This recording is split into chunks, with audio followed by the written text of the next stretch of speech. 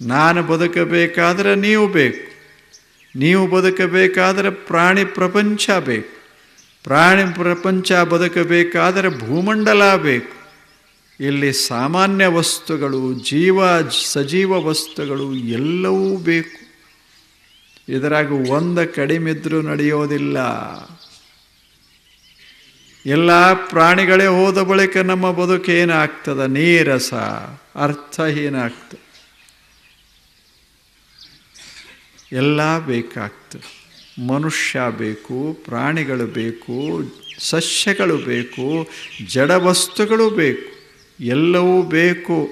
ಇವುಗಳ ಮಧ್ಯೆ ಒಂದು ಸುಂದರ ಸಾಮರಸ್ಯ ಇತ್ತು ಅಂದರೆ ಜೀವನ ಬಹಳ ಸುಂದರವಾಗ್ತದೆ. ಎಲ್ಲ ಬೇಕು. ಒಂದು ಪಣತೆ ಅದರಾಗ ಎಣ್ಣಿರಬೇಕು, ಬತ್ತಿರಬೇಕು, ಚೆನ್ನಾಗಿರಬೇಕು. ಒಡೆದ ಪಣತೆ, ನೀರು ಹಾಕಿದ ಎಣ್ಣೆ, ಅಲ್ಲಿಂದ ಹೊಲಸಾದ ಬತ್ತಿ, ಅದು ಹೆಂಗೆ ಉರಿತದ? ಚಲೋ. ಎಲ್ಲವೂ ಚೆನ್ನಾಗಿರಬೇಕು, ಪರಸ್ಪರ ಹೊಂದಿಕೊಂಡಿರಬೇಕು.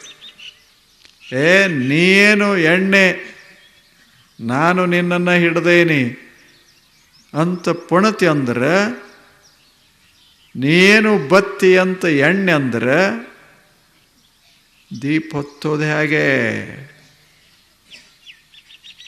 ಎಲ್ಲ ಬೇಕು. ದೀಪ ಬತ್ತಿಯನ್ನು ಗೌರವಿಸಬೇಕು, ಬತ್ತಿ ಎಣ್ಣೆಯನ್ನು ಗೌರವಿಸಬೇಕು, ಎಣ್ಣೆ ಪಣತೆಯನ್ನು ಗೌರವಿಸಬೇಕು, ಎಲ್ಲವನ್ನು ಗೌರವಿಸಬೇಕು. ಪರಸ್ಪರ ಗೌರವ ಆಗಬೇಕಾಗ್ತದೆ.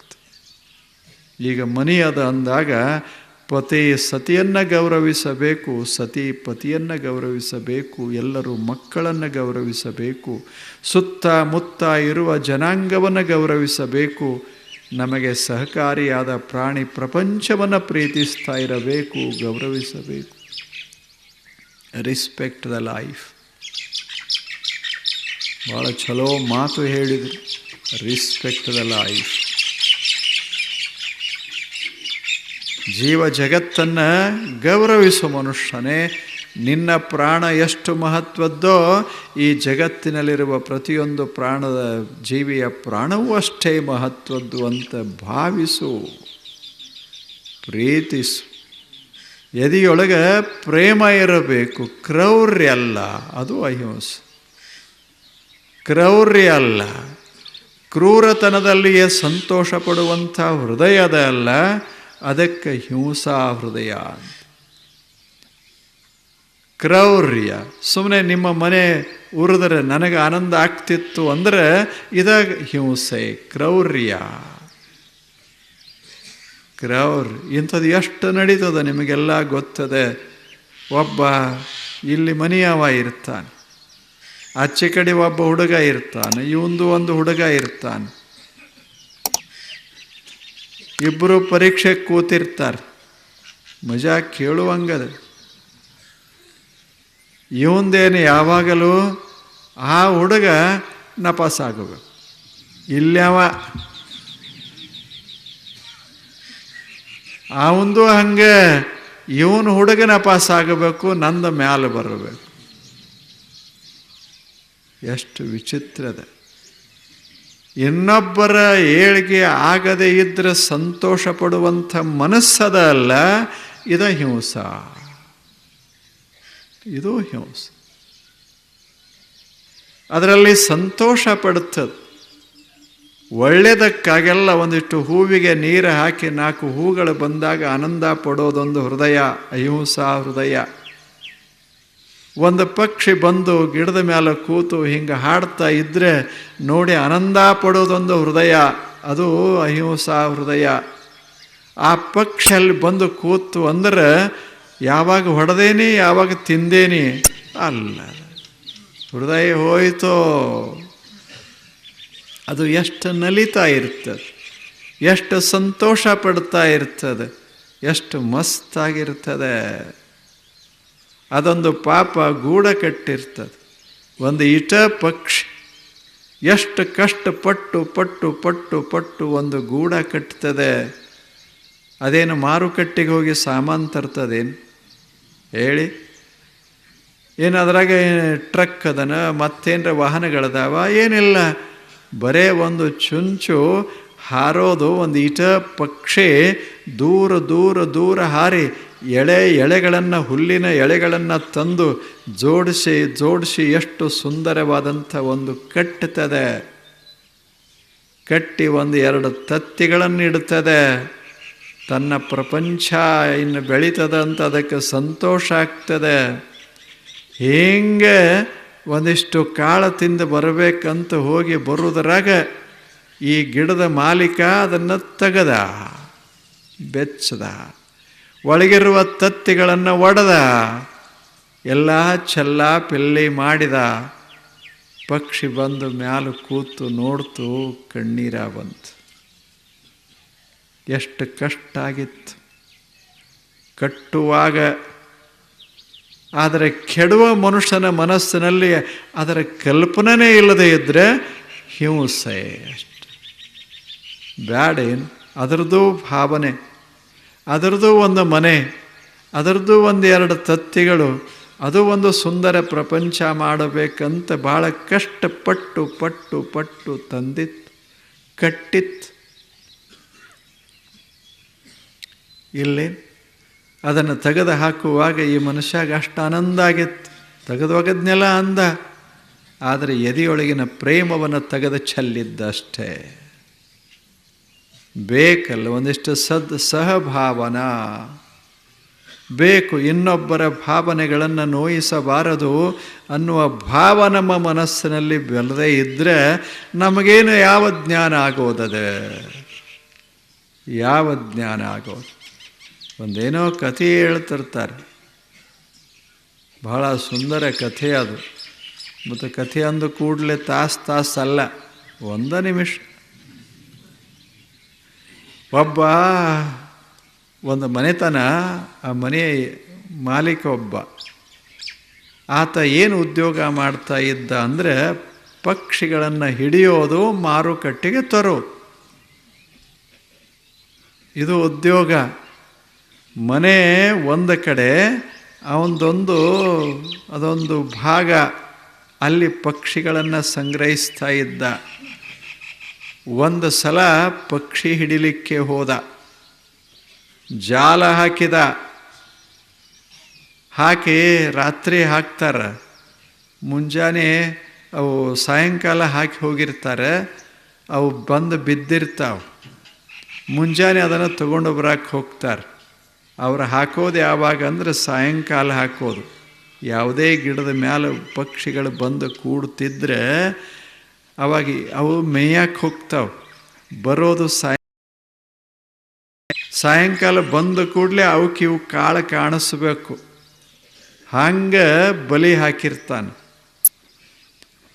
ಬಹಳ ದಿವಸದಿಂದ ಬಹಳ ಬಲಿಯಾಗ ಪಕ್ಷಿ ಬಿದ್ದಿರೋದಿಲ್ಲ. ಆ ದಿವಸ ಬಲಿಯೊಳಗೆ ಮಸ್ತಾಗಿ ಪಕ್ಷಿಗಳು ಬಿದ್ದಿರ್ತು. ಅವನಿಗೆ ಭಾರಿ ಆನಂದ ಆಗ್ತು. 100 ಪಕ್ಷಿಗಳು ಇದ್ರಾಗ ಸಿಕ್ಕು ಬಿದ್ದಿರ್ತಾವೆ ಜಾಲದಲ್ಲಿ. ಭಾಳ ಆನಂದ ಆಗ್ತದೆ.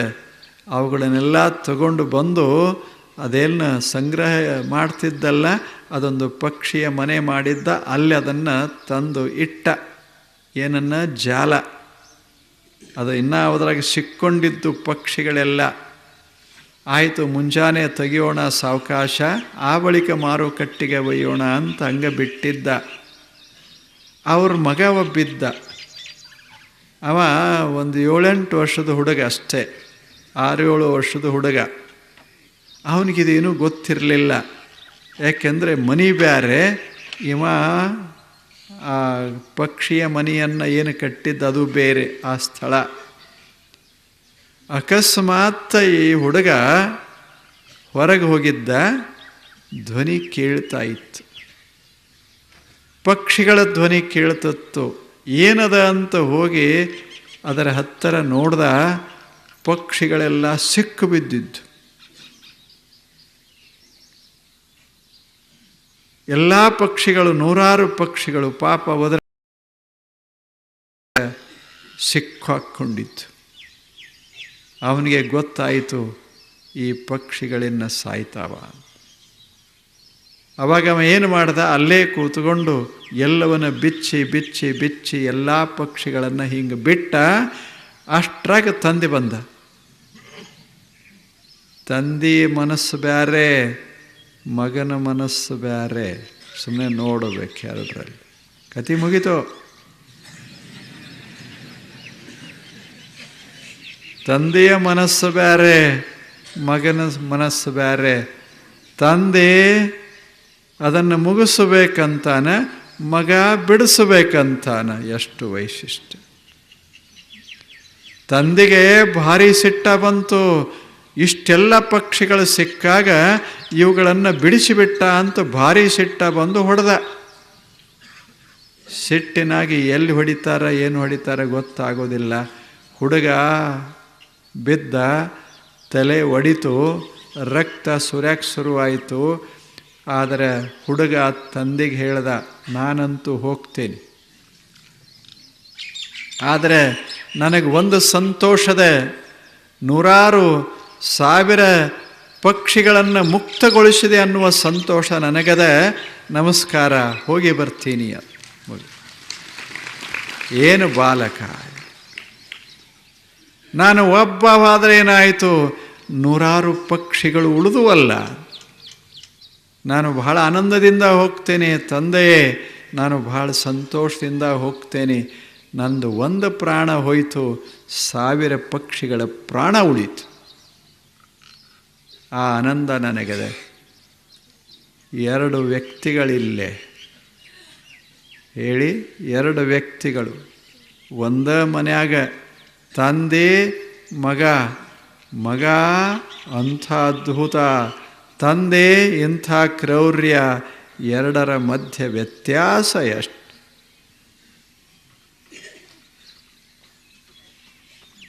ಎರಡರ ಮಧ್ಯೆ ಎಂಥ ವ್ಯತ್ಯಾಸ! ಒಂದು ಹೃದಯ ಹೆಂಗದೆ, ಅತ್ಯಂತ ಮಧುರವಾಗಿದೆ. ತನ್ನ ಪ್ರಾಣದ ಪ್ರಶ್ನೆ ಇಲ್ಲ. ನಾನು ಒಬ್ಬ ಹೋದೆ, ಆದರೆ ಎಷ್ಟು ಚೆನ್ನಾಗಿ ಎಂಥ ಜನ ಬಾಳಿ ಬದುಕ್ತಾರೆ ಜಗತ್ತಿನಲ್ಲಿ ಹೇಳಿ. ಆದರೆ ಇವನಂಥ ಜನನೂ ಬಹಳ ಅದಾರ, ಇಲ್ಲವೇನು? ಇವನಂಥ ಜನನೂ ಬಹಳ ಅದಾರ. ಜಗತ್ತಿನಲ್ಲಿ ಬಹಳಷ್ಟು ವ್ಯತ್ಯಾಸ. ಎರಡು ಗುಂಪುಗಳಲ್ಲಿ ವ್ಯತ್ಯಾಸ. ಒಂದು ವಿನಾಶಕ ಮನಸ್ಸು, ಒಂದು ಸೃಜನ ಮನಸ್ಸು.